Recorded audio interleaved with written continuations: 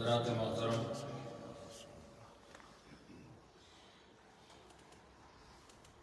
آج کی یہ خوبصورت بزم محبت محفل ذکر و محفل ختم خواجگان اور محفل ایصال ثواب اور محفل درس حدیث، اتنے سارے عنوانات لے کر آج ہم اللہ کی رحمتوں کو اپنے دامن میں سمیٹ رہے ہیں۔ حضرات محترم، ہماری جمعرات کی مجالس یقیناً طریقت کا سبق پورا کرنے کے لیے بھی ہے اور قرآن و سنت کے پاکیزہ درخشاں دریچوں سے فیض علم دین کا حصول بھی ہے۔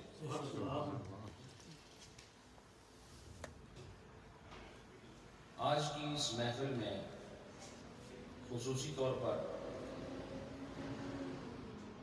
ہم سب کے منظور اور محبوب شخصیت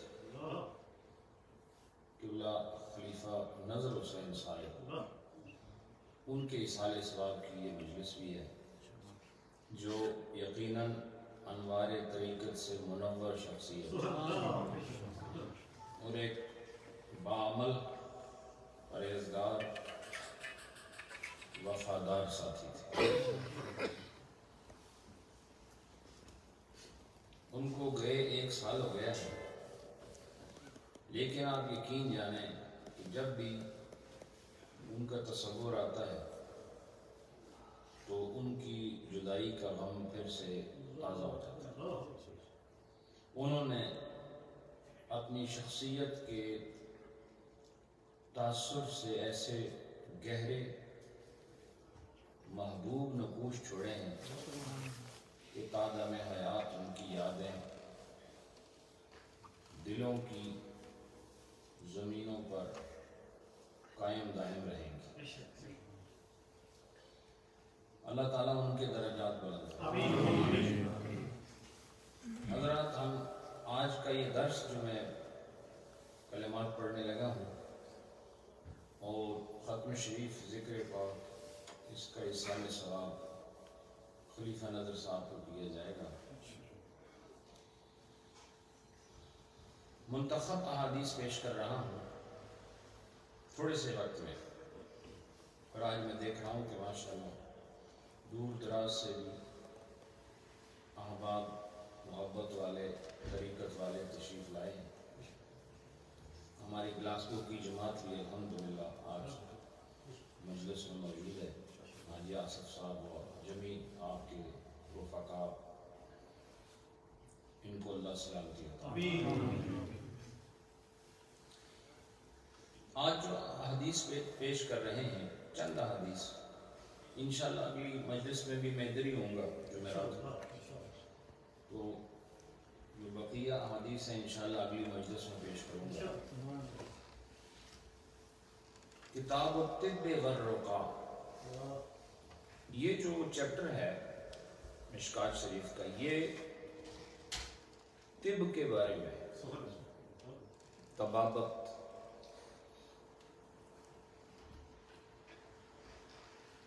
والرقا اور دم درود کے بارے میں۔ اور مزے کی بات یہ ہے کہ آپ دیکھیں کہ اس چیپٹر میں جسمانی اور روحانی علاج دونوں کا ایک ہی چیپٹر رکھا، اور اب تو تقریباً جو نہیں مانتے تھے وہ بھی دم کرنا شروع ہو گئے۔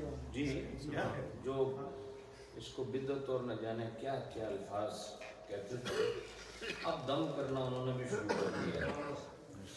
اور وجہ کیا ہے کہ وہ اپنے آپ کو حدیث کا بڑا خادم سمجھتے ہیں، لیکن میرا خیال حدیث ان کو 1400 سال بعد پہلی دفعہ نظر آئی. یہ دم کرنا بھی حدیثوں سے ثابت ہے.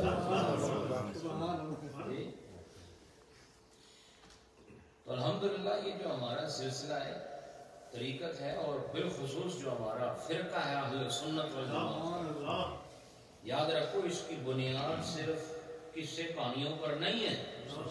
آپ سنی غیور مسلمان ہیں، آپ کو ذمہ داری کے ساتھ اپنے مسلک کو اسٹڈی کرنا چاہیے، اور آپ کو یہ یقین ہونا چاہیے کہ مسلک کے حق اہل سنت والجماعت بریلوی مسلک، اس کی بنیاد کہاوتوں پر نہیں ہے، روایتوں پر نہیں ہے، بلکہ اس کی بنیاد قرآن و سنت پر ہے.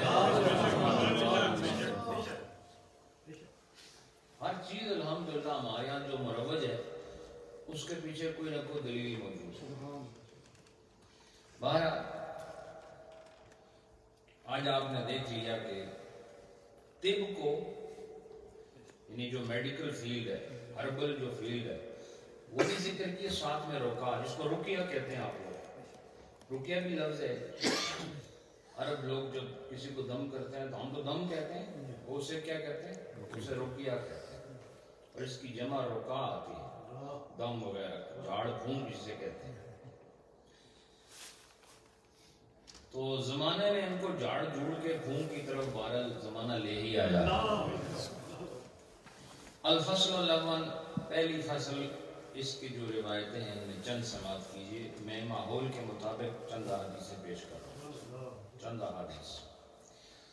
عن ابی ہریرہ قال، حضرت ابو ہریرہ رضی اللہ عنہ سے روایت فرماتے ہیں، قال رسول اللہ صلی اللہ علیہ وسلم، حضور علیہ الصلوۃ والسلام نے ارشاد فرمایا، ما انزل اللہ داء الا انزل له شفاء. سبحان اللہ.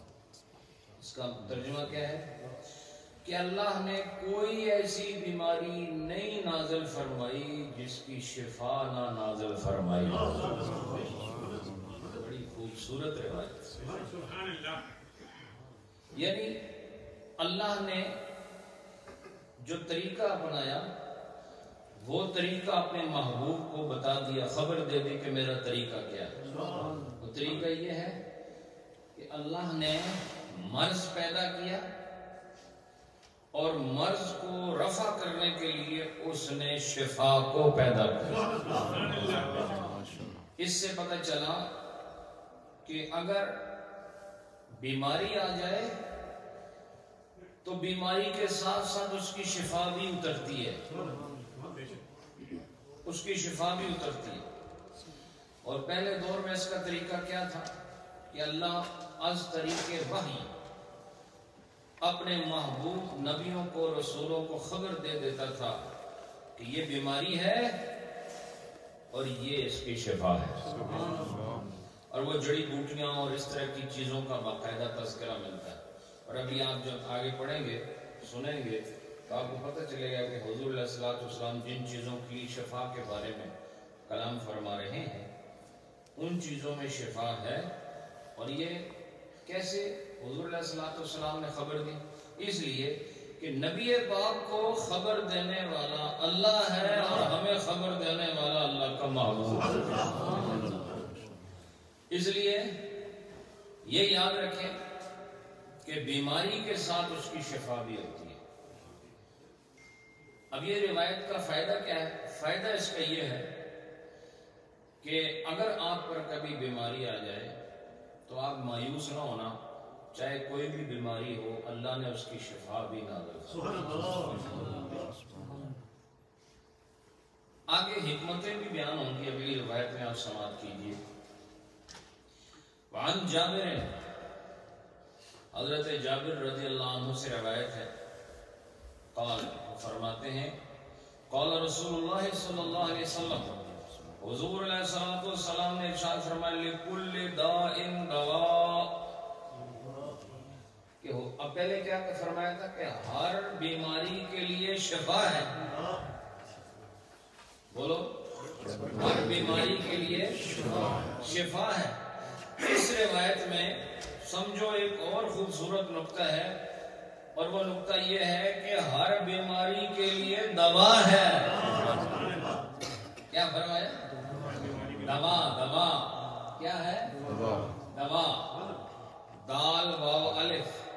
اور یہ دوا کا لفظ بھی عربی کا لفظ ہے. اب دو لفظ ہیں, ایک ہے داؤن, ایک ہے دواؤن.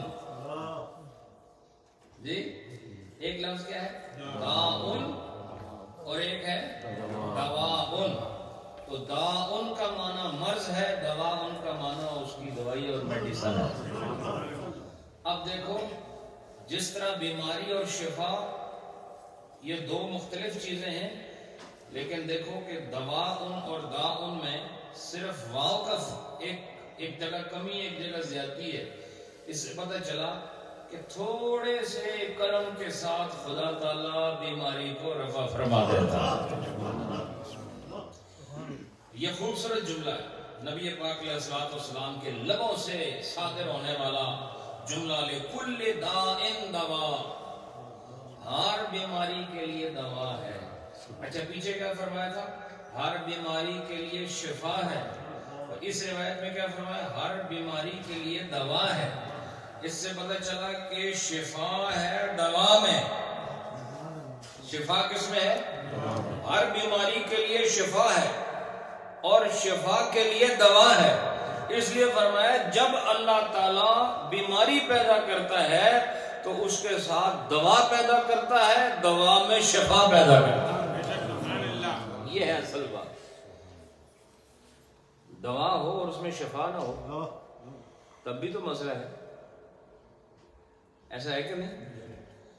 اگر دوائی ہے لیکن اس میں شفا نہ ہو تو پھر دوائی تو اپنی جگہ ہے لیکن اس میں شفا نہ ہو تو پھر مقصد ختم ہو جاتا ہے. ایسے ہی جیسے آدمی ہو اور اس میں سے روح نکال لی جائے تو وہ آدمی ہونے کے باوجود لوگ اس کو میت کہتے ہیں. کبھی یہ نہیں کہتے ہیں آدمی ادھر موجود ہے, کہتے ہیں میت ہے. آپ اپنے سگے والد کے لیے کہتے ہیں ڈیڈ باڈی آنے والی ہے. کبھی یہ نہیں کہتے ابا جی آ رہے ہیں, حالانکہ ساری عمر آپ نے ان کو ابا جی کہا, لیکن جب وہ فوت ہوئے تو آپ نے ابا جی کا لفظ چھوڑ دیا, آپ نے کہا ڈیڈ باڈی آ رہی ہے اور ہم نے جنازہ پڑھنا ہے. اس کا مطلب یہ ہوا کہ یہ ساری بات معنی سے ہوتی ہے, اور دوا کے اندر معنی کیا ہے؟ اس کا شفا کا ہونا. اور اللہ رب العالمین نے گویا شفا تک پہنچنے کے لیے دوا کو بنایا, اور دوا وہی ہوتی ہے جس کے اندر شفا ہوتی ہے. اب آگے ایک بات فرما رہے ہیں, اس کو ذرا توجہ کیجئے. کہہ رہے ہیں فَإِذَا أُصِيبَ الدَّوَاءُ دَاءً, کہ جب دوائی بیماری کو پہنچ جائے. اب سنو میری بات, کیا فرماتے ہیں کہ جب دوائی بیماری کو پہنچ جائے, پہلے بیماری بندے کو پہنچتی ہے, سمجھ رہے ہیں آپ؟ پہلے بیماری بندے کو پہنچتی ہے تو پھر بندہ دوائی کھاتا ہے. اب فرماتے ہیں فَإِذَا أُصِيبَ الدَّوَاءُ دَاءً, اور جب یہ دوائی پھر مرض کو پہنچتی ہے, تکلیف کو پہنچتی ہے, تو فرماتے ہیں بَرَأَ بِإِذْنِ اللَّهِ, تو وہ آدمی اللہ کے حکم سے تندرست ہو جاتا ہے. اب قابل غور بات ہے, اب تین چیزیں ہو گئی. سب سے پہلے بیماری کے لیے دوا, اور دوا میں شفا, لیکن ابھی بھی درست ہونے کا کوئی گارنٹی نہیں ہے. یہاں بے اذن اللہ کی قید لگا دی, فرمایا اللہ چاہے گا تب اس میں شفا پیدا ہو. جب تک خدا نہیں چاہے گا تمہیں شفا نہیں مل سکتی.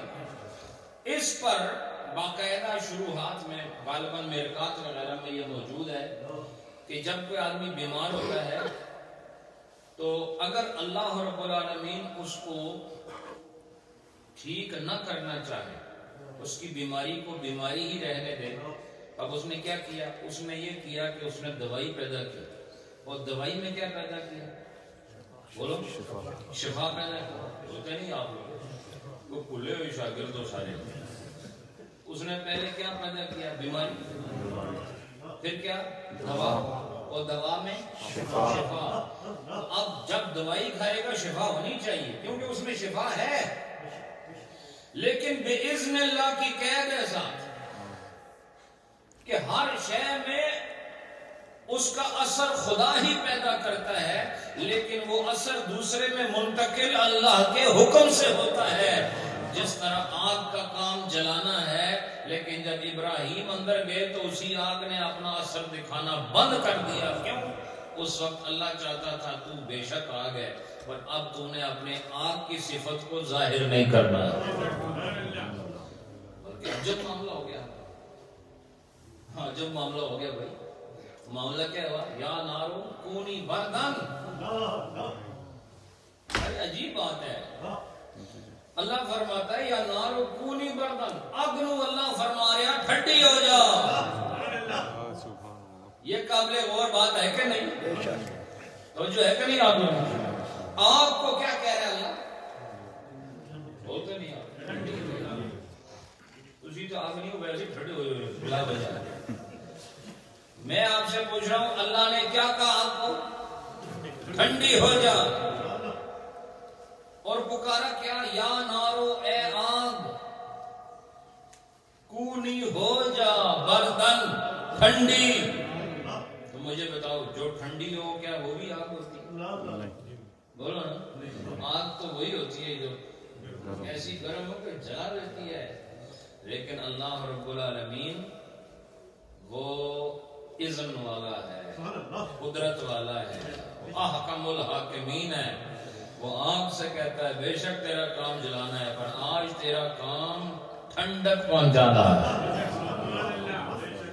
سبھی کا بھی ہے کہ سورج کے اندر سے کوئی برف نکلنا شروع ہو جائے، فرمایا اللہ چاہے تو یہ سب کچھ ہوتا ہے۔ اس سے پتہ چلا کہ یاد رکھو دنیا میں جتنے بھی کام ہوتے ہیں خدا کے اذن سے ہوتے ہیں، اس کی مہربانی سے ہوتے ہیں۔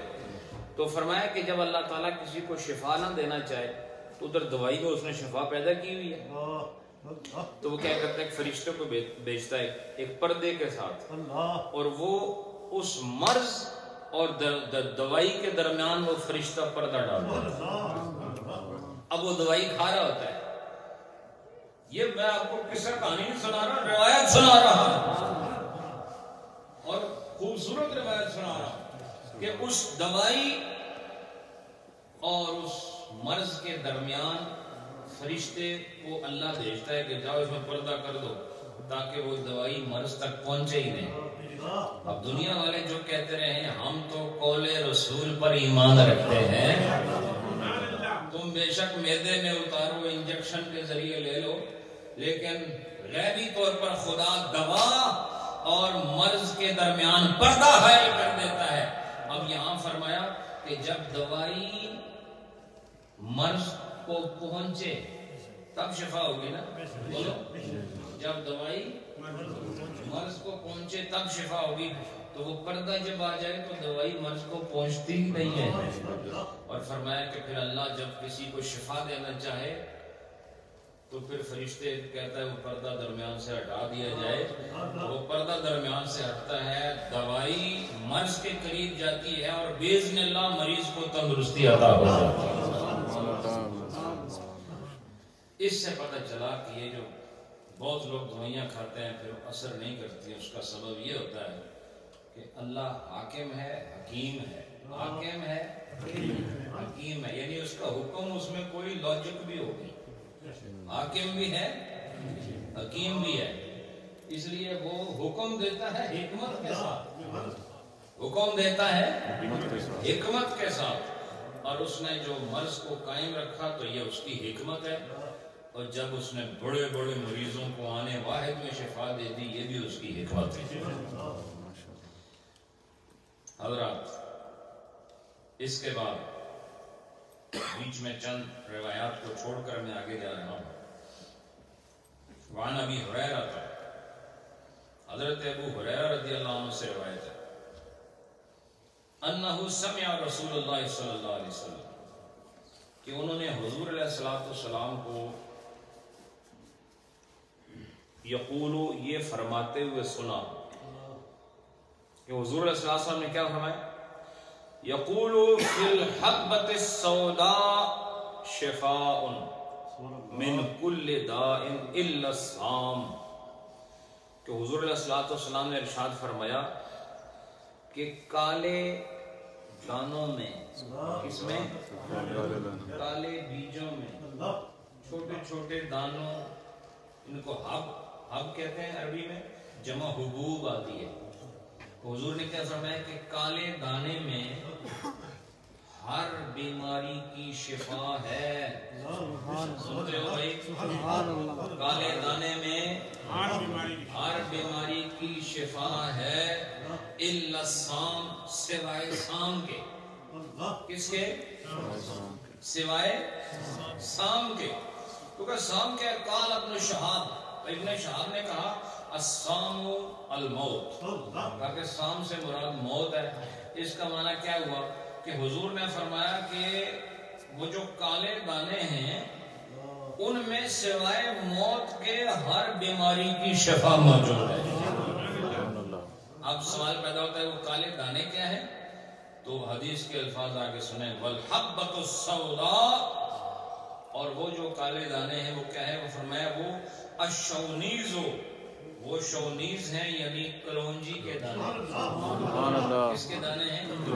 اب آپ نے یہ سنا ہوگا آگے پیچھے، آج آپ کو اصل روایت پڑھ کے سنا رہا کہ نبی پاک علیہ الصلوۃ والسلام نے ہمیں بتایا کلونجی تو پتہ نہیں کب سے موجود تھی، لیکن کوئی اسے کلونجی کہتا ہے، کوئی کلونجی کہتا ہے، نہیں سمجھے؟ چھوٹے چھوٹے دانے ہیں سیاہ رنگ کے۔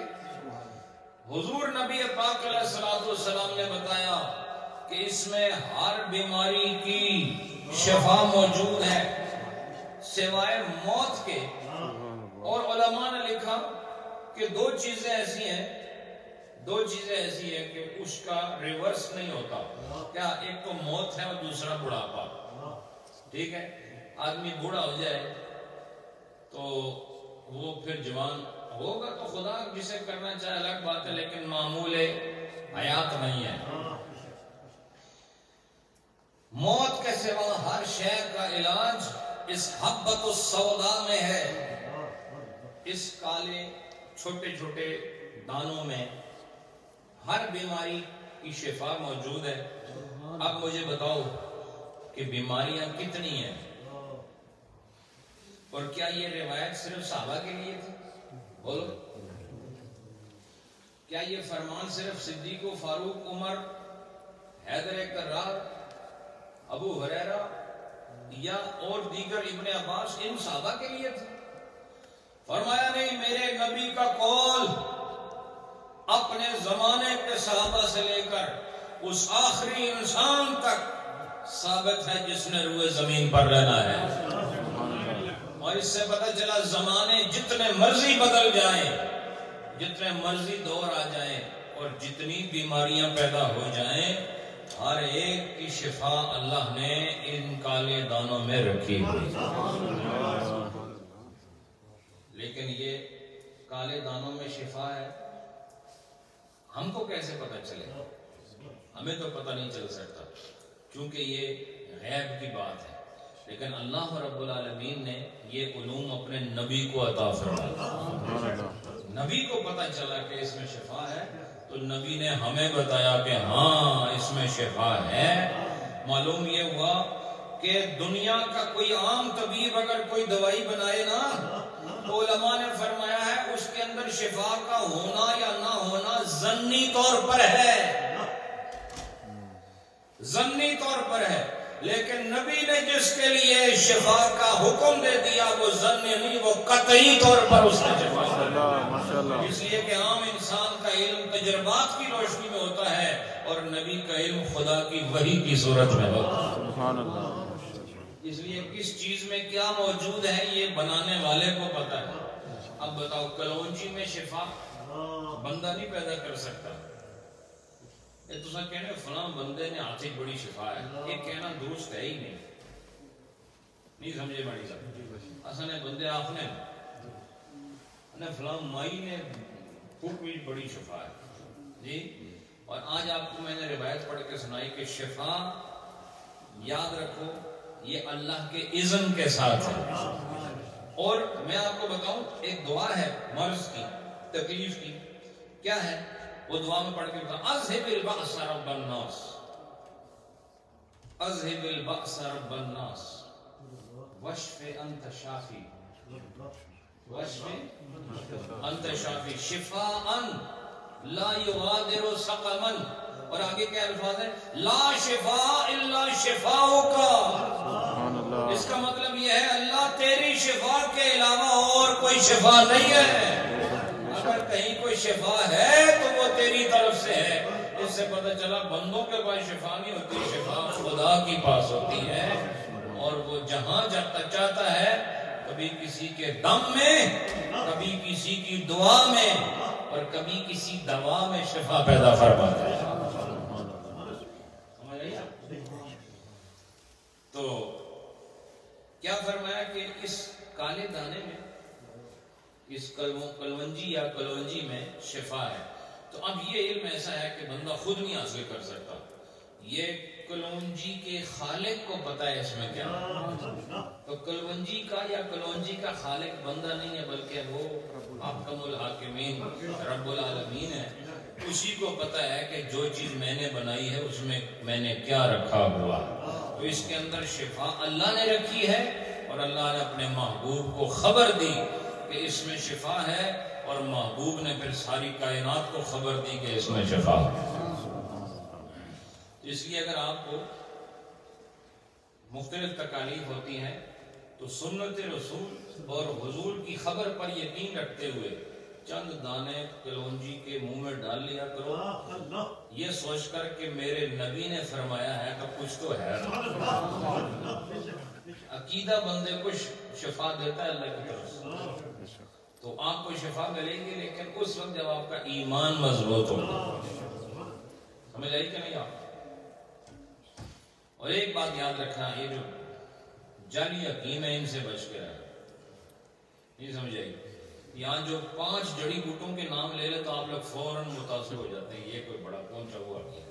5 اگر وہ حرفز کے نام لے لے، وہ مشکل قسم کے نام ہوتے ہیں، تو نام سننے بہت پہنچا ہو جائے، تو وہ پتہ نہیں پہنچا ہوا ہے نہیں، تو آپ کو اگلے جان ضرور پہنچا کرے۔ اس لیے آج کل حکمت کا ماحول شاذ و نادر ہی ہے، تو جو لوگ حکمت جانتے ہیں اور آپ کو پتہ ہے کہ انہوں نے باقاعدہ پڑھا ہوا ہے، ایک ہوتے ویسے کہ ان کو دعا لگی ہوئی ہے، یہ ان چکروں میں بھی نہ پڑھیں، نہیں سمجھائی، وہ اپنی طرف سے کوئی معجون بنا کے دے دیتے ہیں، یہ جلدی کشتی چلا آ رہا ہے، ایسی بات نہیں، یہ اپنی جان کے ساتھ کھیلنے مت دیں لوگوں، آپ کی جان قیمتی ہے اور اس کی حفاظت فرض ہے، اس کی حفاظت فرض ہے۔ تو آپ اس طرح چلتے پھرتے حکیموں سے آپ نے دوائیاں نہیں لینی، اگر آپ کو اچھا حکیم نہیں ملتا تو پھر جو ڈاکٹرز جن کے پاس ڈگری ہے، جنہوں نے MBBS کیے ہوئے میڈیسن کو سمجھتے ہیں، پھر ان کی دوائیاں لیں، وہ زیادہ ثواب ہوگا۔ اس کے بعد فرمایا وعن ابی سعید الخدری، حضرت ابو سعید خدری رضی اللہ عنہ سے روایت ہے، قال، وہ فرماتے ہیں جاء رجل الی النبی صلی اللہ علیہ وسلم، ایک آدمی، ایک شخص حضور کی بارگاہ میں حاضر ہوا، فقال، اور اس نے عرض کیا، ان اخی اصطلق بطنہ، حضور میرے بھائی کا پیٹ جاری ہے، یعنی اس کو اس حال کا مرض ہے، نہیں سمجھے؟ ہاں بالکل، اس کو دست آ رہے، ٹھیک ہے، حضور کی بارگاہ میں آیا۔ حضرات دیکھو، نبی کا کام ہے اللہ کی توحید بتانا، آخرت سے ڈرانا، لیکن ماجرا دیکھو کہ کسی کے بھائی کے پیٹ میں درد ہے تو شفا لینے کے لیے بارگاہ نبوت میں آ رہا۔ اس سے پتہ چلا در رسول وہ در ہے جہاں ہر سوال کا جواب موجود ہے، چاہے اس کا تعلق دنیا سے ہو اور چاہے اس کا تعلق آخرت کے ساتھ ہو، میرے نبی کی بارگاہ میں 2 جہانوں کے سوالوں کا جواب موجود ہے۔ تو حضور نے اس کو یہ نہیں کہا جب تمہارے بھائی کو دست آ رہے ہیں تو کسی حکیم کے پاس جاؤ، حکیم اس وقت بھی تھے اور اچھے قابل حکیم تھے، نہیں سمجھے، قابل حکیم تھے، لیکن حضور کے پاس آئے، ان کو پتا تھا کہ یہ وہ در ہے جہاں ہر بیماری کا علاج موجود۔ سب سے بڑی بیماری کفر کی ہوتی ہے، جب کفر کی بیماری کا علاج اس در پہ موجود ہے تو یہ جسم کی بیماری تو بہت چھوٹی بات ہوتی ہے۔ فقال رسول اللہ صلی اللہ علیہ وسلم، حضور نے اس کو فرمایا اسقہ عسلا، عسل کہتے ہیں شہد کو عربی میں، عین سین لام عسل۔ اب دیکھو تلفظ کی بات آئی تو ہم لوگ تلفظ پہ کیوں زور دیتے ہیں؟ نہیں سمجھے، ہم کیوں فوکس کراتے ہیں؟ Why do we try to focus upon the pronunciation of the certain letters of Arabic language؟ وجہ کیا ہے؟ وجہ یہ ہے کہ اب دیکھو عسل عین سین لام یہ شہد کو کہتے ہیں، اور اصل الف صاد لام یہ جڑ کو کہتے ہیں۔ کسے کہتے ہیں؟ جڑ۔ تو اب دیکھو اصل اور اصل پڑھنے میں تھوڑا سا فرق ہے، لیکن معنی میں زمین آسمان کا فرق ہے۔ ایک کا معنی شہد ہے، ایک کا معنی جڑ ہے۔ تو لہذا اس لیے قرآن و حدیث پڑھتے ہوئے ہمارا تلفظ ٹھیک ہونا چاہیے، جو کہ قرآن اللہ کا کلام ہے، اور اگر آپ کا پروناؤنسیشن صحیح نہیں ہوگا تو جو اللہ کہہ رہا ہے وہ پورا نہیں ہوگا، اور اس کا پورا ہونا ضروری ہے۔ اور یہ یاد رکھو، میں بار بار کہتا ہوں سب کو، یہ قرآن صحیح پڑھنا صرف قاری کا کام نہیں، ہر کلمہ پڑھنے والے کا کام ہے۔ یہ کس نے کہا کہ جو نماز پڑھائے اس کا قرآن ٹھیک ہونا چاہیے؟ نہیں، ہر مسلمان جس نے کلمہ پڑھا ہے اس کو قرآن درست پڑھنا چاہیے۔ اور مثال میں نے آپ کو دے دی، ایک اصل ہے اور ایک اصل ہے، دونوں میں کتنا فرق ہے کہ عام لوگوں کو سمجھ بھی نہیں آئے گا جو میں پڑھ رہا ہوں۔ اصل اور اصل اتنا باریک، ایک سلائٹ بہت چھوٹا سا، ویری ٹائنی، بہت چھوٹا سا ایک فرق ہے، اور دونوں لفظ کے معنی بدل جاتے ہیں۔ حضرات حضور نے فرمایا جاؤ اسے شہد پلاؤ۔ کیا فرمایا؟ بھائی کو، اور اس کو کیا بیماری تھی؟ اس کو دست آ رہے تھے، بار بار واش روم جا رہا تھا، ٹھیک ہے، وہ دست آ رہے تھے۔ اچھا اب میں آپ کو ایک بات بتاتا ہوں کہ حکیم یہ کہتے ہیں، اور صحیح بات ہے، کہ جس آدمی کو قبض کی شکایت ہو، نہیں سمجھے، کانسٹیپیشن ہو جس کو، ان کو شہد استعمال کرنا چاہیے۔ کیا استعمال کرنا چاہیے؟ جن کو کانسٹیپیشن، قبض، اور قبض کی بیماری اس ملک میں بہت زیادہ ہے۔ تو آپ لوگ بھی اگر شوگر کے مریض نہیں ہیں تو آپ شہد، لیکن خالص ہو، وہ استعمال کریں گے تو انشاءاللہ آپ کا جو ڈائجیشن سسٹم ہے وہ اچھا ہو جائے گا، نظام ہضم بہتر ہو جائے گا۔ تو اب جس کو پہلے ہی دست لگے ہوئے ہیں اس کو شہد پلایا جا رہا ہے، نہیں سمجھے؟ کیونکہ وہ تو ہے اس لیے تاکہ جو آدمی جس کو قبض ہے اس کی قبض ختم ہو، اور وہ پہلے سے دست کا مریض ہے، اس کو دست آ رہے ہیں، اور حضور فرمایا نہیں، اس کو جا کے شہد پلاؤ۔ تو انہوں نے اعتراض نہیں کیا کہ شہد تو ہم اس وقت پیتے ہیں جب ہمیں قبض ہو، اس کو تو پہلے ہی دست لگے ہوئے ہیں، تو آپ فرما رہے ہیں کہ اس کو شہد پلاؤ۔ لیکن ان لوگوں کا تجربہ نہیں بولتا تھا، ان کا ایمان بولتا تھا، سمجھ آئے؟ فسقاہ، تو انہوں نے کیا کیا؟ سقا یسقی کا مطلب ہوتا ہے پلانا۔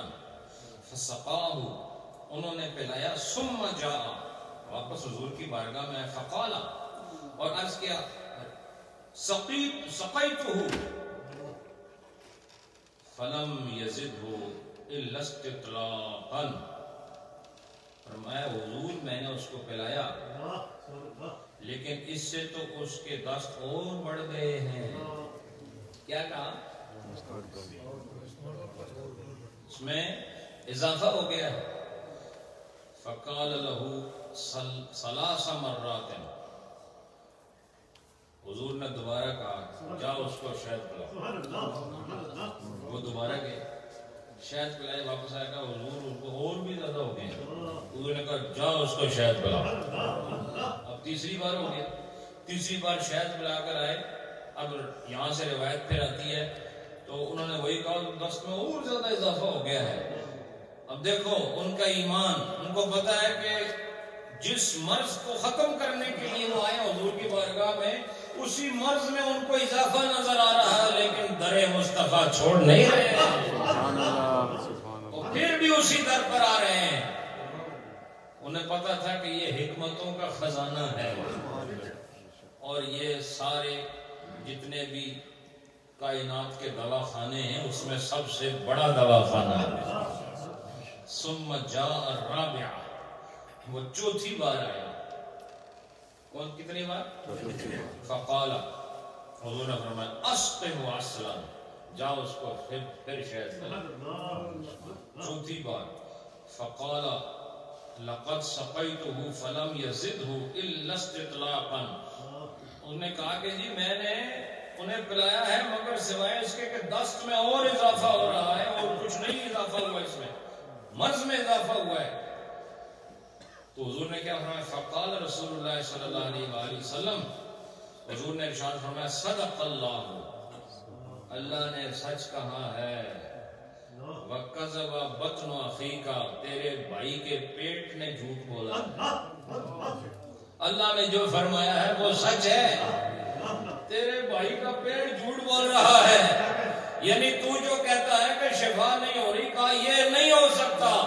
اب یہاں سے یہ گرہ کھل گئی اور یہ راز افشا ہو گیا اور یہ کلی گل بن گئی کہ نبی کا یہ قول کہ صدق اللہ اس بات کی دلیل ہے کہ نبی پاک نے جو اس مریض کو شہد پلانے کا حکم دیا تھا اصل میں یہ خدا نے نبی کو بتایا. حضور نے نہیں فرمایا صدق تو کہ میں نے سچ بولا، کہانی صدق اللہ، اللہ نے سچ کہا ہے. اس سے پتہ چلا نبی جو کچھ بھی امت کو عطا کرتا ہے اصل میں وہ خدا کی طرف سے عطا کرتا ہے. یہ کل کے پرسوں میں نے مثنوی شریف میں بھی یہی درس دیا تھا، جن لوگوں نے سنا ان کو یاد ہوگا. تو اس سے پتہ چلا کہ اس مرض کو دور کرنے کے لیے شہد کا پلانے کا جو قول ہے یہ نبی کا بعد میں ہے، پہلے خدا کا قول ہے. اسی لیے تو فرمایا وما ينطق عن الهوى، حضور اپنی مرضی سے نہیں بولتے، وہ جو بھی بولتے ہیں خدا کی مرضی سے بولتے ہیں، خدا کے دیے ہوئے کلمات کو نقل فرماتے ہیں. تو فرمایا کہ تیرا بھائی کا پیٹ تو جھوٹا ہو سکتا ہے، خدا کا قول جھوٹا نہیں ہو سکتا. تو پھر فسقاہ، تو انہوں نے جا کے پلایا، پھر پلایا انہیں. کیا کیا؟ پھر پلایا. فبرأ، اور وہ صحت مند ہو گیا. کیا ہوا؟ وہ صحت مند ہو گیا. اس کا مطلب یہ ہوا کہ تجھے اللہ کی طرف سے جو شہد میں شفا ہے، اور میں تجھے بتا رہا ہوں اس میں شک نہ کرنا، تیرے بھائی کے پیٹ میں ابھی وہ تمام تر بیماریاں موجود ہیں جن کا باہر آ جانا ضروری ہے، اور یہ اسی لیے بار بار پلایا جا رہا ہے کہ وہ اصل جو جڑ ہے اسے تیرے بھائی کے شکم سے خارج کیا جائے. اور جب وہ خارج ہو گیا تو فبرأ، اللہ نے اس کو صحت یاب فرمایا. اس سے کیا پتہ چلا؟ اس سے پتہ چلا کہ شہد کے اندر بھی شفا ہے، اور ابھی آپ نے کلونجی کا سنا، اس میں شفا ہے. اور شہد کے بارے میں تو باقاعدہ قرآن میں ذکر ہے. قرآن کہتا ہے فیہ شفاء للناس. شہد کے لیے قرآن کی آیت کا حصہ پیش کر رہا ہوں. فیہ شفاء للناس، اس میں انسانوں کے لیے شفا ہے. اس میں کیا ہے؟ انسانوں کے لیے شفا ہے. میں سمجھتا ہوں کہ جو اس میں شفا نہ سمجھے تو اس کے لیے شفا نہیں ہے، کیونکہ اللہ نے فرمایا انسانوں کے لیے شفا. تو جڑا انسان ہی نہیں اس واسطے شفا بھی نہیں سمجھے میری بات. ہم اس کو انسان سمجھتے ہیں جو قول خدا اور قول مصطفیٰ پر پورا ایمان رکھتا ہو، وہ کامل انسان ہے. اور ایسے انسان جب ان عقیدوں کے ساتھ قول رسول کی روشنی میں وہ تمام تر ادویات لیتے ہیں یا وہ جڑی بوٹیاں لیتے ہیں جو حضور نے فرمائی ہیں تو خدا انہیں شفا دیتا ہے۔ ابھی ایک روایت اور سن لیں پھر ختم کرتے ہیں۔ وعن عائشہ ورافع ابن خدیج، حضرت عائشہ اور رافع ابن خدیج رضی اللہ عنہما سے روایت ہے، عن النبی، وہ حضور علیہ الصلوۃ والسلام سے روایت کرتے ہیں صلی اللہ علیہ وسلم، قال الحمى من فیح جہنم، حضور علیہ السلام نے ارشاد فرمایا کہ بخار یہ جہنم کی بھاپ میں سے ایک بھاپ ہے۔ نہیں سمجھے؟ بخار یعنی اس کے اندر جو حدت ہے وہ جہنم کی حدت کی طرح ہے۔ یہ کیوں فرمایا؟ میں نے اس میں غور کیا تو شارحین نے لکھا ہے کہ جہنم کی آگ کی صفت یہ ہے تطلع علی الافئدہ، قرآن نے ذکر کیا فاتقوا النار التی وقودها الناس والحجارہ، اس آگ سے حضور نے قرآن میں اللہ نے ارشاد فرمایا کہ ڈرو اس آگ سے جس کا ایندھن ہی پتھر اور انسان ہوں گے، ڈرو اس آگ سے۔ اور اس آگ کے لیے دوسری کیا ہے؟ تطلع علی الافئدہ، وہ آگ ایسی ہے کہ تمہارے اندر، تمہارے دلوں تک اس کا اثر ہوگا۔ اس کا مطلب یہ ہے کہ بخار کا تعلق صرف کھال کے اوپر نہیں ہوتا، بخار کا تعلق آپ کے اندر، جسم کے اندر بھی ہوتا ہے اور جسم کے باہر بھی ہوتا ہے۔ اور جہنم کی آگ بھی ایسے ہوگی، اس سے صرف ظاہری کھال نہیں جلے گی بلکہ وہ اندر تک تاثیر کرے گی، اس لیے اس کو جہنم کی آگ کے ساتھ تشبیہ دی ہے۔ ایک وجہ یہ بھی ہو سکتی ہے، لیکن آگے کیا فرمایا؟ حضور نے ارشاد فرمایا فَأَبْرِدُوهَا بِالْمَاءِ، حضور نے فرمایا اس کو پانی سے ٹھنڈا کرو۔ اسے کس سے ٹھنڈا کرو؟ جیسے آگ کو بجھانے کے لیے پانی ہی استعمال ہوتا ہے۔ یہاں پر جب آگ لگتی ہے تو فائر بریگیڈ والے کیا کرتے ہیں جی؟ فائر بریگیڈ والے بڑے بڑے جو ان کے وہ پائپ ہوتے ہیں اور پانی چھڑکتے ہیں، اس پر پانی ڈالتے ہیں، کیونکہ آگ کو بجھانے والی چیز پانی ہے۔ تو حضور نے فرمایا کہ اس کو پانی سے بجھاؤ، یہ آگ جو تمہارے اندر لگی ہوئی ہے اس کو پانی سے بجھاؤ۔ تو علماء نے اس میں بہت ساری باتیں لکھی ہیں، لیکن دو باتیں بڑی اچھی، ایک یہ کہ بلکہ تین باتیں بڑی خوبصورت باتیں، دیکھیں علم کی تو بڑی شاخیں۔ وہ فرماتے ہیں کہ اس کا معنی یہ ہے کہ آپ فوراً غسل کر لیں۔ کیا کریں؟ غسل کر لیں، اور غسل سے آپ کا جسم ٹھنڈا ہو جائے گا۔ تو فَأَبْرِدُوهَا بِالْمَاءِ، اس کو ٹھنڈا کرو پانی کے ذریعے، تو جب آپ نہاؤ گے تو یہ آگ ٹھنڈی ہو جائے گی اور آپ کو بخار کم ہو جائے گا۔ ایک بات، اور آپ نے دیکھا ہوگا کہ پرانی مائیاں اور پرانے بابے ایسے ہی بیماری میں علاج اسی طرح کرتے تھے، ٹھنڈی پٹیاں رکھتے تھے، ایسے ہے کیا؟ بولو نا، پاؤں پر رکھتے تھے، ماتھے پہ رکھتے تھے، سر کو ٹھنڈا رکھتے تھے تاکہ کسی طرح بخار کم ہو۔ اور ایک یہ بھی فرمایا کہ وہ ٹھنڈا پانی پیے، ٹھنڈے پانی کا استعمال کرے، کیونکہ بخار اندر بھی ہوتا ہے۔ اور ایک بات تو بڑی خوبصورت ہے، کہ اس کا معنی یہ بھی ہو سکتا ہے کہ پیاسوں کو ٹھنڈا پانی پلاؤ، خدا تمہارا بخار ختم کر دے۔ ایک یہ بھی روحانی معنی ہے کہ آپ کسی دوسرے پیاسے کو ٹھنڈا پانی پلا دو تو وہ ٹھنڈک جو اس کو حاصل ہوگی اس کی برکت سے خدا تیرے بخار کو بھی ٹھنڈا کر دے۔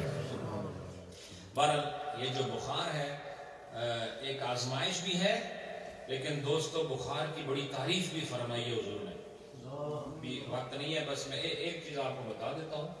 حضور علیہ الصلوۃ والسلام نے ارشاد فرمایا کہ مومن کی ایک رات کا بخار، سن دے سارے سن رہے، مومن کی ایک رات کا بخار اس کے 1 سال کے گناہوں کو معاف کر دیتا ہے، یہ گناہوں کو جلا دیتا ہے۔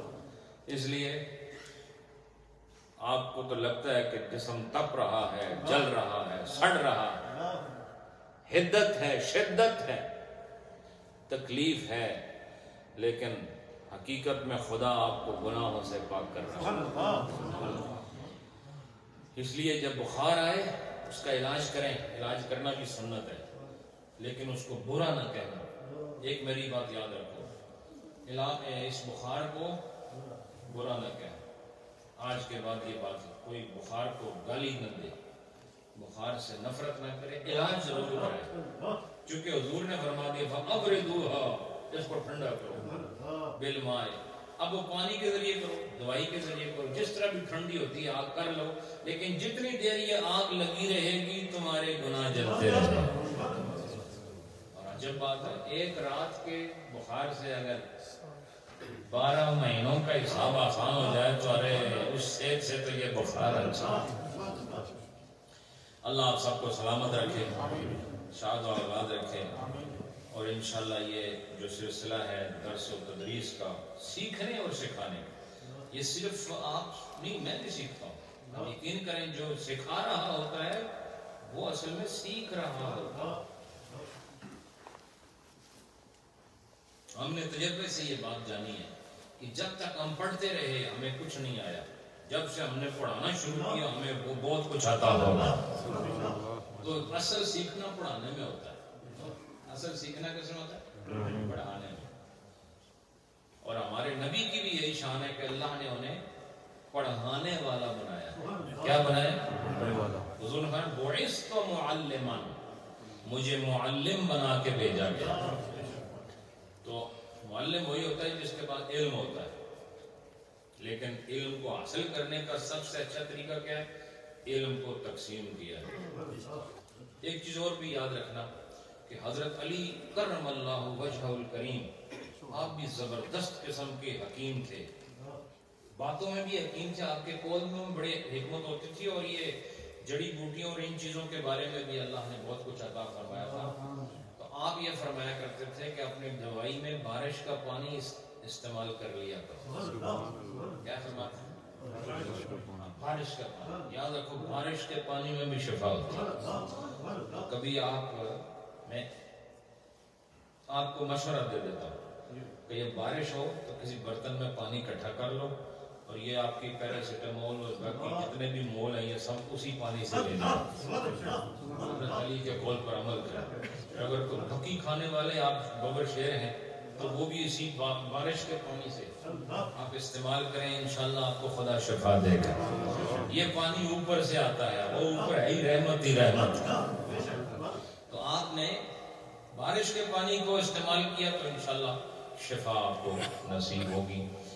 آخر دعوایا الحمدللہ رب العالمین۔ ختم خواجگان، کوئی آدمی خاموش نہ رہے، ماشاءاللہ اتنی بڑی تعداد ہے، ذوق شوق کے ساتھ آپ نے کلمات پڑھنا۔ بسم اللہ الرحمن الرحیم، بسم اللہ الرحمن الرحیم، بسم اللہ الرحمن الرحیم۔ اللہم صل علی سیدنا و مولانا محمد وعلى آل سيدنا ومولانا محمد وبارك وسلم۔ اللهم صل على سيدنا ومولانا محمد وعلى آل سيدنا ومولانا محمد وبارك وسلم۔ بسم الله الرحمن الرحيم، الحمد لله رب العالمين، الرحمن الرحيم، مالك يوم الدين، إياك نعبد وإياك نستعين، اهدنا الصراط المستقيم، صراط الذين أنعمت عليهم غير المغضوب عليهم ولا الضالين۔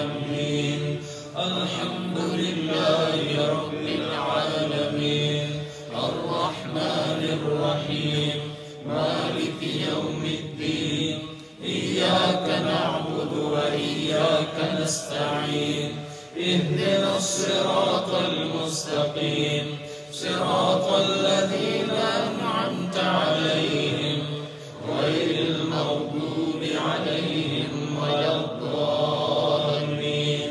بسم الله الرحمن الرحيم، ألم نشرح لك صدرك ووضعنا عنك وزرك الذي أنقض ظهرك ورفعنا لك ذكرك فإن مع العسر يسرا إن مع العسر يسرا فإذا فرغت فانصب وإلى ربك فارغب ألم نشرح لك صدرك ووضعنا عنك وزرك الذي أنقض ظهرك ورفعنا لك ذكرك فإن مع العسر يسرا إن مع العسر يسرا فإذا فرغت فانصب وإلى ربك فارغب بسم الله الرحمن الرحيم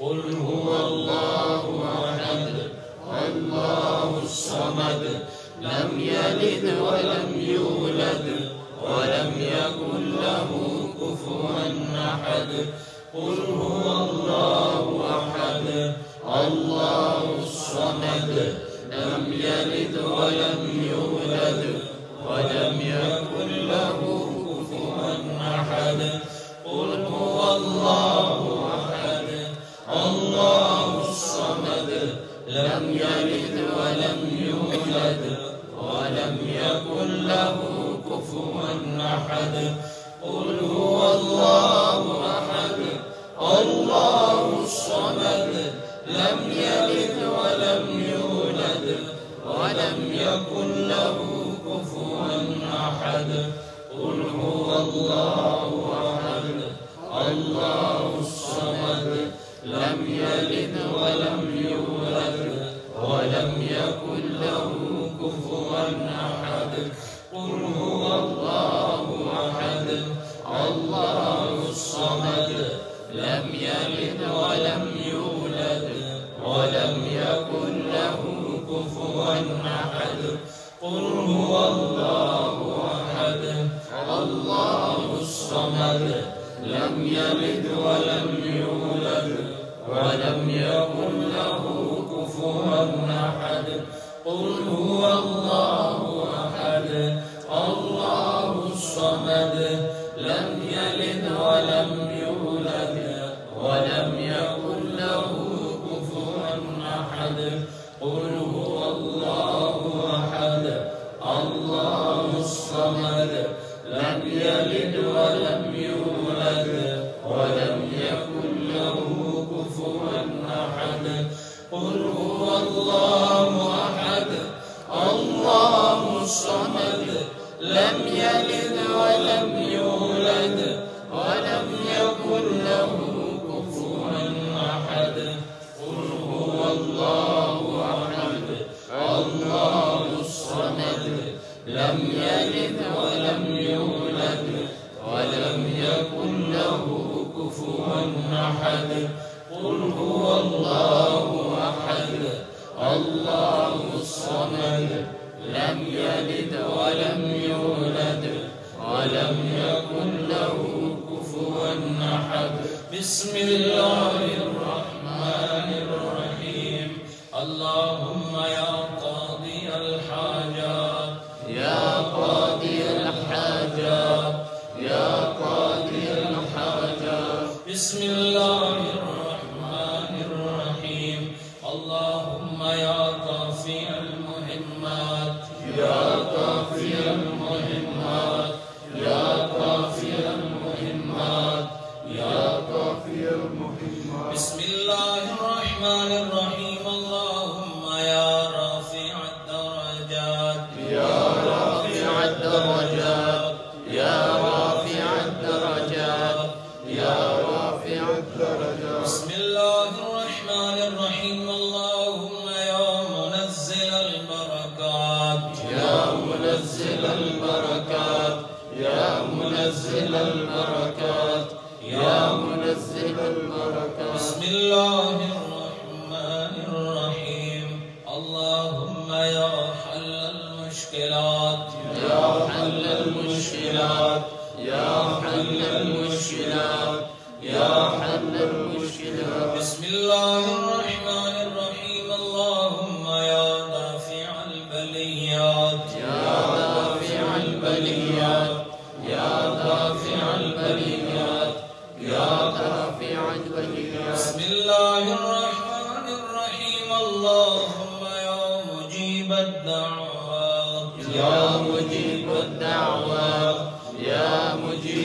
الدعوات يا مجيب الدعوات. بسم الله الرحمن الرحيم اللهم يا شافي الأمراض يا شافع الأمراض يا شافع الأمراض يا شافع الأمراض. بسم الله الرحمن الرحيم اللهم يا مسبب الأسباب يا مسبب الأسباب يا مسبب الأسباب يا مسبب الأسباب. بسم الله الرحمن الرحيم اللهم يا مفتح الأبواب يا مفتح الأبواب يا مفتح الأبواب يا مفتح الأبواب. بسم الله الرحمن الرحيم اللهم يا دليل المتحيرين يا دليل المتحيرين يا دليل المتحيرين يا دليل المتحيرين. بسم الله الرحمن الرحيم اللهم يا غياث المستغيثين أغثنا يا غياث المستغيثين أغثنا يا غياث المستغيثين أغثنا يا غياث المستغيثين أغثنا. بسم الله الرحمن الرحيم اللهم يا أرحم الراحمين يا أرحم الراحمين يا أرحم الراحمين يا أرحم الراحمين. بسم الله الرحمن الرحيم اللهم يا خير الرازقين يا خير الرازقين يا خير الرازقين يا خير الرازقين. بسم الله الرحمن الرحيم اللهم يا أكرم الأكرمين يا أكرم الأكرمين يا أكرم الأكرمين يا أكرم الأكرمين. بسم الله الرحمن الرحيم اللهم يا الله يا رحمن يا رحيم يا الله يا رحمن يا رحيم يا الله يا رحمن يا رحيم يا الله يا رحمن يا رحيم. بسم الله الرحمن الرحيم اللهم يا لطيف يا قدير يا عزيز يا لطيف يا قوي يا عزيز يا لطيف يا قوي يا عزيز يا لطيف يا قوي يا عزيز. بسم الله الرحمن الرحيم اللهم يا سلام يا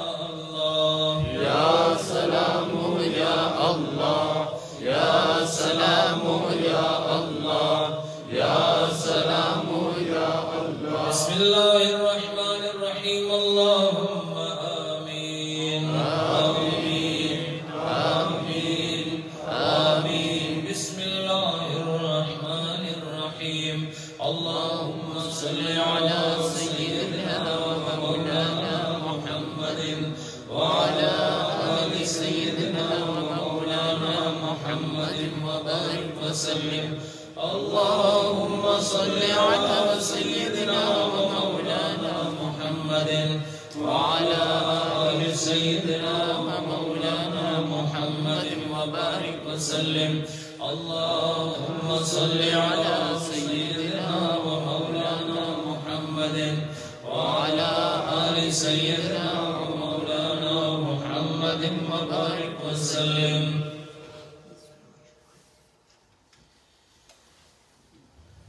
خلیفہ حاجی نظر حسین صاحب رحمت اللہ علیہ ان کے سال ثواب کے لیے اور جملہ خاندان کے افراد قرابت دار کے دنیا چھوڑ گئے ہیں.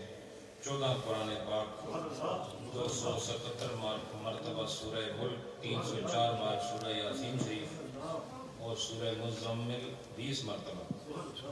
اللہ تعالیٰ یہ سارا کلام قبول اور منظور فرمائے. ماشاءاللہ درود شریف جو پچھلے ہفتے سے اس ہفتے تک پڑھا گیا ہے وہ 12,230 مرتبہ. اشرف گوندل صاحب نے بھی ماشاءاللہ 5000 مرتبہ درود شریف پیش کیا، 1000 مرتبہ مزید ایک ساتھی نے پیش کیا ہے۔ ماشاءاللہ یہ بڑی بات ہے کہ لاکھوں کی تعداد میں اب درود شریف کو 7 دنوں کے اندر پڑھا جاتا ہے۔ اللہ آپ سب کو اس کا ذوق اور مزید عطا فرمائے۔ آمین۔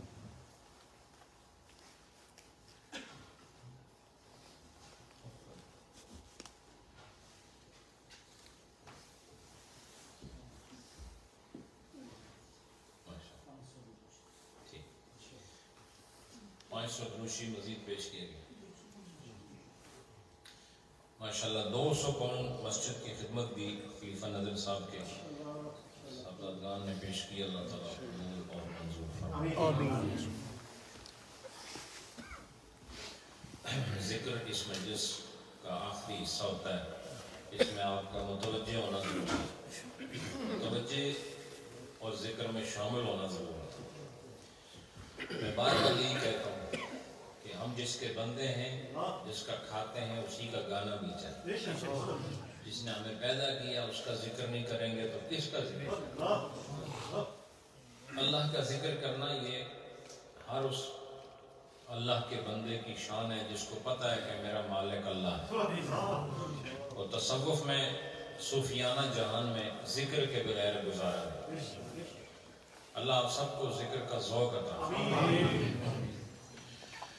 صلی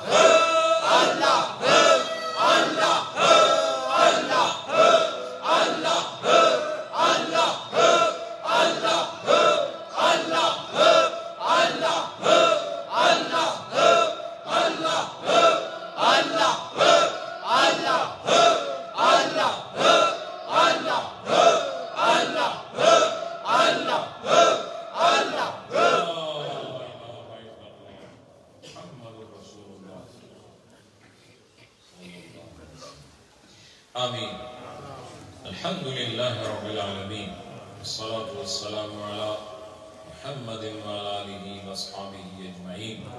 پروردگار تیری بارگاہ میں حاضر ہیں، تیرے نبی کے غلام حاضر ہیں، اللہ تیرے نکمے بندے حاضر ہیں اللہ، جنہوں نے کام پورا نہیں کیا وہ بندے حاضر ہیں اللہ، تیرا در عظیم ہے، تیری ذات کریم ہے اللہ، تجھے تیری عظمتوں اور تیری شان کریمانہ اور تیری شان قبولیت کو اللہ ہم سامنے رکھتے ہوئے دعا مانگتے ہیں اللہ، ہم سب کو جو مرد عورتیں جوان بزرگ آئے قریب اور دور سے آئے اللہ سب کا آنا قبول اللہ، ہم گناہگاروں کو معافی عطا فرما اللہ، صغائر اور کبائر جو ہم سے سرزد ہوئے تجھے تیری شان عفو درگزر کا واسطہ اللہ ہمیں معافی عطا فرما۔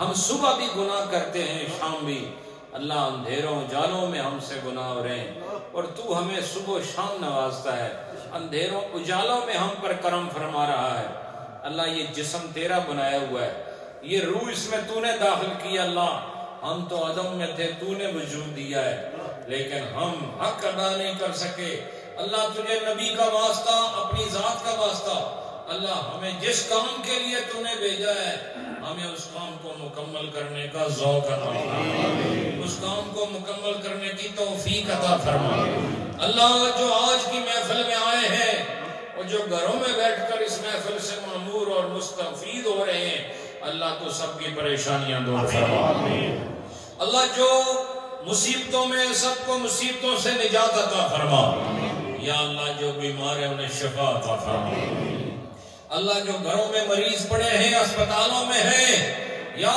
شافی الامراض سب کو اپنی بارگاہ سے شفاء کلی عطا فرما رب کائنات، جن کے گھر اولادیں نہیں اللہ، جن کے آنگن سونے پڑے ہیں اللہ، ان کو اولاد کی خوشیاں عطا فرما، نیک اور صالح اولاد عطا فرما پروردگار، وہ جوان بچے اور بچیاں جن کے رشتوں کے لیے ان کے ماں باپ پریشان ہیں الہی ان کے لیے نیک رشتے مقرر فرما اللہ، جن کے کاروبار میں کمی ہے خسارے ہیں اللہ، تو ان کے رزق میں وسعتیں عطا فرما اور تیری شان ہے کہ وَيَرْزُقْهُ مِنْ حَيْثُ لَا يَحْتَسِبُ اللہ، تجھے اسی شان کا واسطہ کہ جہاں سے بندے کا گمان نہ ہو وہاں سے رزق دیتا ہے اللہ، سب کو رزق میں وسعت عطا فرما مائیں بہنیں بیٹیاں جو آئی ہیں اللہ، انہیں سلامتی عطا فرما، ان کی حاضری قبول فرما، ان کی نیک مرادیں پوری فرما، ان کی بیماریاں تکلیفیں دور فرما اللہ، جتنے بھی ہمارے ساتھ ہیں اہل ایمان یہ جہان اور اگلا جہان دونوں میں کامیابی عطا فرما اللہ، جس طرح تو نے ہمیں یہاں عزت دی ہے اے عزت دینے والے المعز، عزت دینے والے رب، ہماری عزتوں کی حفاظت سرے محشر بھی قائم رکھنا اللہ، ہمارے یہ جو احوال ہیں جن پر تیری مہربانیاں ہیں اللہ، حشر والے دن بھی مہربانیاں عطا فرما اللہ، ہمیں سچی توبہ عطا فرما جو نہ ٹوٹ سکے ایسی توبہ عطا فرما، توبۃ نصوحہ نصیب فرما رب کائنات یا رب العالمین۔ ہمارے ساتھی نعمان صاحب، راجہ نعمان صاحب آشٹن والے، ان کے والد صاحب بڑے راجہ صاحب بیمار ہیں اللہ، انہیں راجہ ابراہیم صاحب اللہ انہیں شفا عطا فرما، ان کی بہن بیمار ہے اللہ انہیں شفا عطا فرما، اور جتنے ہمارے احباب نے دعا کے لیے کہا ہے رب العالمین تو سب کی دعائیں اپنی بارگاہ میں مقبول اور مستجاب فرما۔ اور آج کی اس محفل میں جو لاکھوں کی تعداد میں درود پاک پڑھا گیا اور پیش کیا گیا، اور آج جو ختم خواجگان کی محفل ہوئی اور تیرے نبی کے پیارے پیارے اقوال سنائے گئے رب کائنات، جو یہاں ذکر پاک کی عظیم الشان محفل ہوئی اور جو آج کے ختم کے لیے لنگر پیش کیا گیا ہے، اور اس کے علاوہ 12 قرآن پاک اور دیگر قرآن پاک کی عظیم سورتوں کی تلاوت پیش کی گئی ہے اللہ، ان سب کو اپنی بارگاہ میں قبول فرما۔ اس سارے کلام کا ثواب نبی پاک صلی اللہ علیہ وسلم و جمیع انبیاء و مرسلین، صحابہ و صحابیات، اہل بیت اطہار، طیبین و طاہرین، اہل ایمان اولین و آخرین کو ثواب عطا فرما۔ چشتی، قادری، سہروردی، نقشبندی مشائخ اور ان کے سچے متبعین کو، اہل حق کو اس کا ثواب عطا فرما، اہل علم کو، اہل عمل کو اس کا ثواب عطا فرما اللہ، اہل ایمان مرد و زن کو اس کا ثواب عطا فرما، اور بالخصوص ہم سب کی وفادار محبوب و مرغوب شخصیت اللہ جن کے طور طریقوں سے محبت چھلکتی تھی اور جن کی شخصیت میں وفاؤں کا ایک عظیم اجالا موجود تھا، اللہ جو خاندان کے لیے بھی رحمت تھا اور اس مسجد اور مرکز کے لیے بھی ایک عظیم نشانی تھا، اللہ وہ عظیم انسان قبلہ خلیفہ نظر حسین صاحب، اللہ ان کی روح عظیمہ کو آج کی ساری محفل کا ثواب عطا فرما، اللہ ان کو بخشش و مغفرت عطا فرما، اللہ انہیں وسعت قبر عطا فرما، وہ راتوں کو اٹھ اٹھ کے جو تیرا قرآن پڑھتے تھے اور تیرے حضور سر بسجود ہوتے تھے، اللہ اس کے صدقے ان کو برزخ میں اور بلندیاں عطا فرما، اور ان کے جملہ جو ان کی اولاد ہے اللہ انہیں صبر عطا فرما، اور حاجی امجد صاحب ان کے دیگر برادران ان کی والدہ محترمہ کو بھی اللہ اس ختم پاک کا ثواب عطا فرما، ان کا کل قبیلہ الہ العالمین اس کے مرد و زن ان کے آباء و اجداد، اور یہاں مسجد میں جتنے آپ لوگ آئے ہوئے ہیں اور مائیں بہنیں آئی ہوئی ہیں، وہ جو گھروں میں بیٹھ کر پروگرام دیکھ رہے ہیں سن رہے ہیں، اللہ ان سب کے اقارب اعزاء کو ہمارے متعلقین کو اللہ اس کا ثواب عطا فرما، اللہ سب کو بخشش عطا فرما، اللہ ہم نے بھی مرنا ہے ہمیں ایمان والی موت عطا فرما، اللہ قبر میں آسانیاں فرما، اللہ حشر میں آسانیاں فرما، اللہ ہمیں مرنے سے پہلے پہلے سچا مسلمان بنا دے، اللہ ہمیں رزق حلال عطا فرما، حرام روزی سے ہمیں محفوظ فرما، اللہ ہمارے نیک کاموں میں ہماری دستگیری فرما، اور برے افعال و کردار سے ہمیں بچنا نصیب فرما، اللہ یہ جامعہ محی الاسلام صدیقیہ اس کے سارے منتظمین، یہاں پر آنے والے اہل ایمان مرد و زن اور خدمتگار حضرات جو لنگر پر اور مسجد کے دیگر امور میں خدمتیں سر انجام دے رہے ہیں، اللہ ایک ایک کو اللہ اپنی بارگاہ سے اجر عظیم عطا فرما، اور اس خدمت کو ان کے لیے توشہ آخرت فرما دے، آخرت میں نجات کا ذریعہ بنا دے، اور رب کائنات یہ بہاریں جمعرات کے دن جو یہاں لگتی ہیں، اللہ تا دم حیات یہ ذکر و فکر کا سلسلہ جاری رہے، اللہ ہم رہیں یا نہ رہیں اللہ تیرا ذکر جاری رہے، اور تیرے ذکر والے بندے آتے رہیں جاتے رہیں، یہ سلسلے محبت کے قائم رہیں، ربنا ربنا ربنا تقبل منا انك انت السميع العليم وتب علينا انك انت التواب الرحيم برحمتك يا ارحم الراحمين۔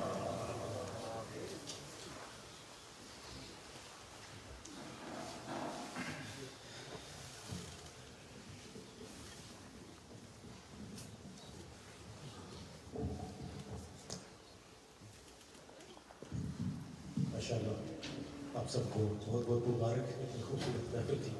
کھانا شروع کرنے سے پہلے یہ ضرور کر لیجیے گا نوائے دو سنت الاعتکاف، دوبارہ دہرا رہا ہوں کہ کھانا شروع کرنے سے پہلے یہ کر لیجیے گا نوائے دو سنت الاعتکاف۔ اگر کوئی ساتھی اپنی طرف سے اپنے اہل و عیال کے لیے یہاں محفل سے جانا چاہتے ہیں تو ہر جمعرات کو الحمدللہ ہماری اسی طرح محفل ہوتی ہے، آپ ہماری ٹیم کے ساتھ مل کے یہاں محفل سے جا سکتے ہیں۔ ایک ساتھی نے ماشاءاللہ ایک ساتھی نے لنگر کی بات میں تاسکوں دیے، اللہ ان کا دیا قبول و منظور فرمائے۔ اور بھی ساتھی میں دوبارہ کہہ دوں کہ اگر آپ یہاں محفل سے جانا چاہتے ہیں ہماری ٹیم کے ساتھ، ہر جمعرات کو اسی طرح محفل ہوتی ہے تو ہماری ٹیم کے ساتھ مل کے تو ضرور دعوت سے جا سکتے ہیں۔ یاشق صاحب اور ساتھی رستے میں کھڑے ہیں، لنگر کی بات میں ضرور دعوت کیجیے گا، جزاک اللہ خیر۔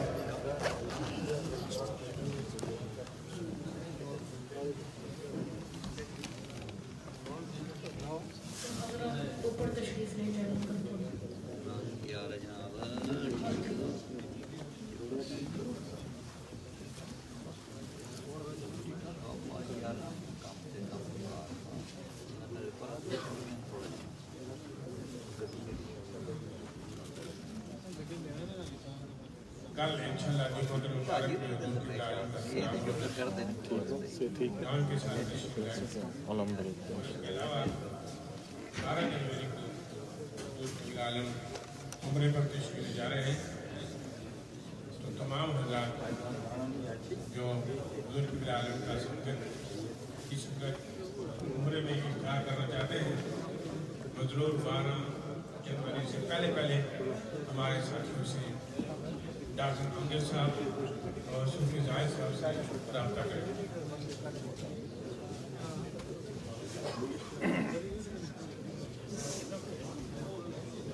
لو کمیٹی کے انہوں نے جانا جی ماشاء اللہ ٹھیک ٹھاک ٹھیک ٹھاک ٹھیک ٹھاک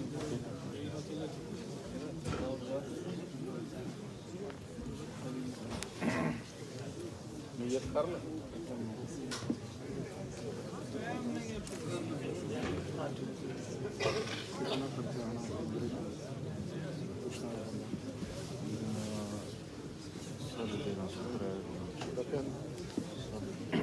پندرہ سو جان 1500 جان دو ہفتے جو انہوں نے مزہ کل جانے میں ہر چیز نام طریقے ہاں انہیں کی لکھا دی پیسے جڑا ہے ودن جو ٹائم دسوں اس ٹائم میں اندر جانے کو بھی ٹکٹیں کرانی ہوٹل بک کرانا سارا سسٹم کرنا نیت کر لیں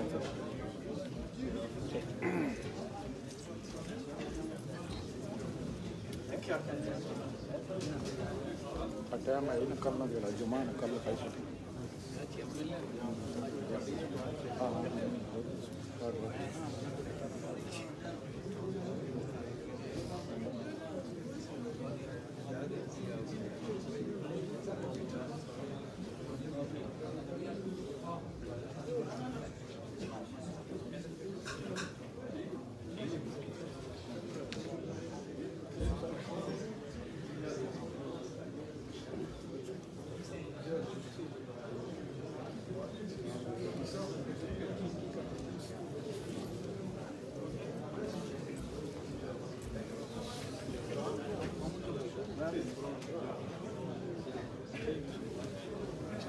صحیح ہے ایسا ابو کیا حال ہے ابو کیا ماشاء ٹھیک ہے جلدی لگتی جملہ تھی امن جی جی بالکل ٹھیک ہے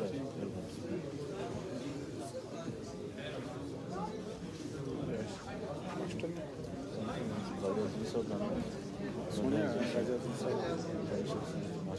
اچھا سنیا صحیح پاکستان ٹریڈ گئی ساری میں اسلام آباد میں رہنے پنڈی صدر ریاسی گراں تحصیل اسلام آباد راول ڈیم نام اچھا اس کا دارالخلافت نہیں سنا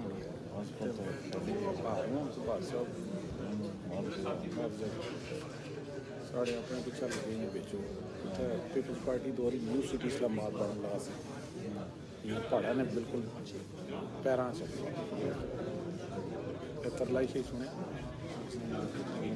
لیکن ایسا کوئی نہیں چپا بھی نہیں بیچی نویاں سوسائٹیاں بڑھنی ہیں اتنے کراچی نے انویسٹر سے بندے بچے کام کرنے زرداری رہنے بندے کراچی نے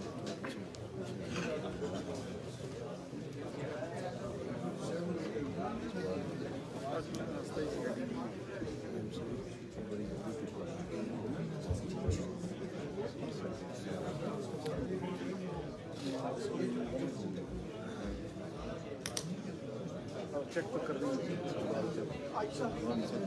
جا رہی ہے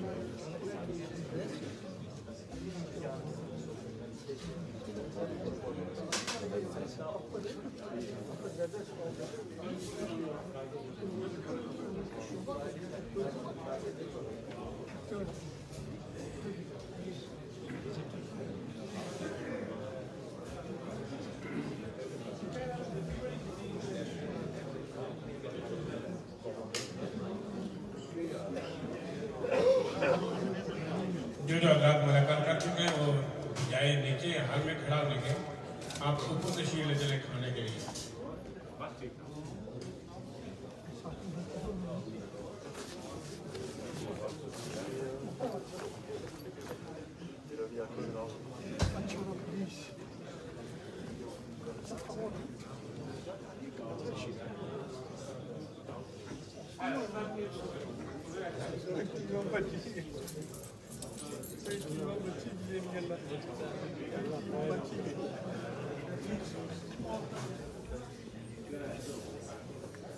Thank you.